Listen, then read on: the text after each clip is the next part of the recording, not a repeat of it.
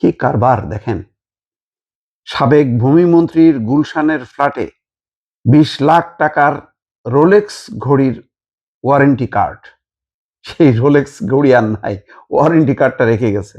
বিলাসবহুল গাড়ির চাবি, গাড়ি নেই কিন্তু চাবিটা রয়েছে, কোনো একটা জায়গায় হয়তো লুকানো আছে।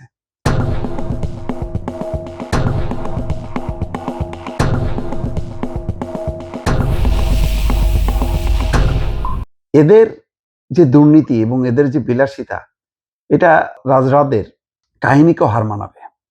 ধরেন সৌদি আরবের, কুয়েত, কাতারের রাজা বাদশারা যে ধরনের আলিশান জীবন যাপন করে, তাদের থেকেও কিন্তু কম না।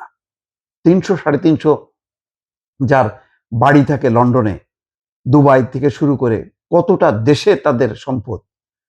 তো সেখানে গুলশানে আজকে প্রথম আলোর একটা ভিডিও রিপোর্ট দেখছিলাম। দুইটা ৩,৫০০ ৩,৫০০ করে এরকম আয়তনের গুলশানের ফ্ল্যাট, তার দাম কত চিন্তা করেন। সেই সমস্ত ফ্ল্যাটের ভেতরে দেখলাম যখন দুদক অভিযান চালাচ্ছে, থরে থরে সব মানে সোনা দিয়ে মোড়ানো, মনে হচ্ছে যেন চেয়ার, টেবিল, খাট, পালঙ্ক, সব দামি দামি সব জিনিসপত্র। তো এখন ঘটনা হচ্ছে যে সেসব জিনিস, যেমন এই যে বলা হচ্ছে রোলেক্স ঘড়ির ওয়ারেন্টি কার্ড, তারপরে বিলাসবহুল গাড়ির চাবি, এখন কিছু অবশিষ্ট আছে, ওইটা দিয়ে আপনি বুঝতে পারবেন যে কি ছিল, কিন্তু জিনিসপত্র নাই। ওই ফার্নিচার আছে, দামি ফার্নিচার টার্নিচার, ওইগুলি আপনি ক্রোক করে বিক্রি করে আর কত টাকা পাবেন। এখানে বলা হচ্ছে গুলশানের ২টি ফ্ল্যাটে অভিযান চালিয়েছে দুদক। আদালতের নির্দেশে সাইফুজ্জামান চৌধুরীর ২টি ফ্ল্যাটের মালামাল ক্রোক করতে এই অভিযান চালানো হয়। সাইফুজ্জামান চৌধুরী জাভেদ, চট্টগ্রামের সেই বিখ্যাত লোক, যার নাম গত ২-২.৫ বছর ধরে বারবার আসছে, কিন্তু কোনো ব্যাখ্যা আওয়ামী লীগের পক্ষ থেকে পাবেন না। এই ২ ফ্ল্যাট থেকে পাঁচটি বিলাসবহুল গাড়ির চাবি, রোলেক্স সহ ৮টি দামি ঘড়ির প্যাকেট, ওয়ারেন্টি কার্ড এবং দামি সব আসবাবপত্র পাওয়া গেছে বলে সংশ্লিষ্ট একজন কর্মকর্তা জানিয়েছেন। এছাড়া ৩০০-র বেশি কোট, ৩০০-র উপরে কোট, ৫৩২টি বেশি টাই, মানে প্রায় ৫৫০ টাই, ১০০-র বেশি কামিজ, ৩ সেট মুক্তার গহনা পাওয়া গেছে। যাক, কিছু আছে তাহলে। ফ্ল্যাটগুলো থেকে ৪টি ঝাড়বাতি, খাট এবং সোফা জব্দ করেছে দুদক। গণঅভ্যুত্থানে পতন হওয়া আওয়ামী লীগ সরকারের ভূমিমন্ত্রী সাইফুজ্জামান চৌধুরী দেশে বিদেশে বিভিন্ন ব্যবসা ছিল।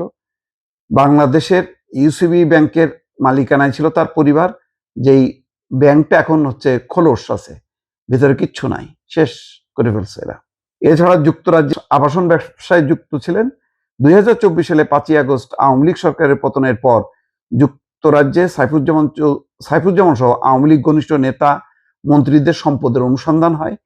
তাতে যুক্তরাজ্যে সাইফুজ্জামান চৌধুরীর ৩ শতাধিক প্রপার্টি, বাড়ি, ফ্ল্যাট এবং অ্যাপার্টমেন্ট সন্ধান পাওয়া গেছে। ব্রিটিশ সংবাদ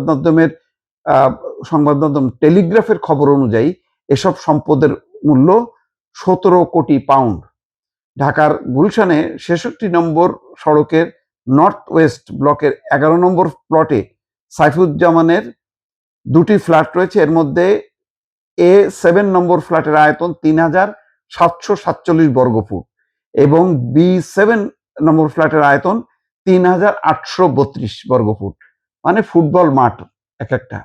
দুদকের আবেদনের পরিপ্রেক্ষিতে গত বছর 18 নভেম্বর সাইফুজ্জামান চৌধুরী এই ফ্ল্যাট ২টি ক্রোকের আদেশ দেয় ঢাকা মহানগর জ্যেষ্ঠ বিশেষ জজ আদালত। যাই হোক, ঘটনা হচ্ছে দেখেন, সাইফুজ্জামান চৌধুরীর ব্যাপারে যখন কি শেখ হাসিনা ক্ষমতায়, তখনই টিআইবি রিপোর্ট প্রকাশ করেছিল, বলেছিল যে একজন মন্ত্রীর এই আছে।